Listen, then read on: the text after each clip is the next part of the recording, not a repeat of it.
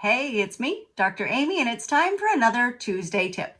So this month in Genetic Rock Stars, our methylation and MTHFr and gene SNP community, we are talking about a good methylation diet. So we're kind of going back to the basics here, really honing in on what is actually crucial. And there's very few things that are actually crucial. The biggest one, in my opinion, is eliminating folic acid, right? And so folic acid is in your supplements. It can be in prescriptions. Definitely get it out of those places. That's really easy.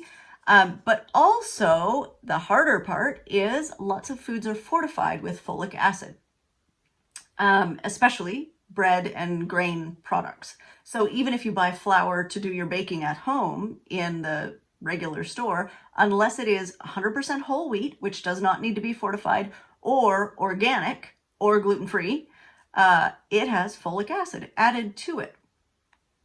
Folic acid, as we have discussed in other videos, really gums up those folate receptors. It takes a long time to convert, and in too high a quantity, which is what most of us are exposed to, it can cause a methylation deficiency, basically a methylation dysfunction.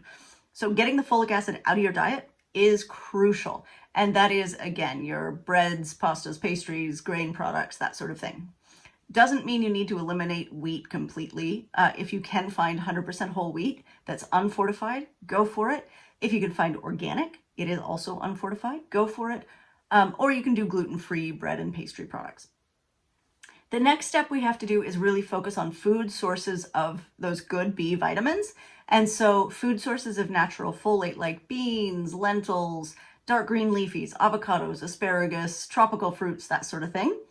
And then other B vitamins that are important for methylation are things like riboflavin and choline, right? And so, meat and dairy products, eggs, especially for choline, mushrooms are high in riboflavin, that sort of thing, right? And these are all just really good nutrient-dense foods that are good to have in your diet anyway.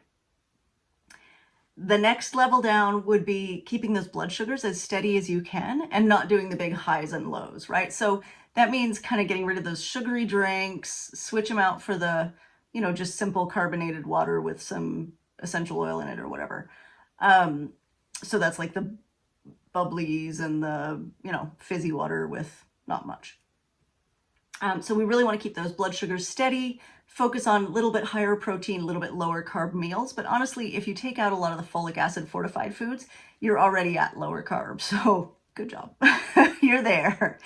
And then, down on the last kind of perfecting step is decreasing the processed and ultra processed foods and bumping up your whole food nutritional content, right? Which means like cooking from ingredients, not buying things that are in a box or pre-prepared or in a bag or in the freezer. Not that frozen food is bad, but like prepared food is usually not so good, and especially ultra processed food where it's something like breakfast cereal, like nothing that looks like a little pink loop of breakfast cereal has ever been seen in nature. That's not a thing, right? Those do not grow on trees. So if it's been ultra processed, then it's sort of in the worst category of foods. Try to eliminate those things first. And the internets are full of lists of ultra processed foods, so no trouble finding those. Okay, that was the 4-minute version of the methylation diet. Woo, we got through a lot.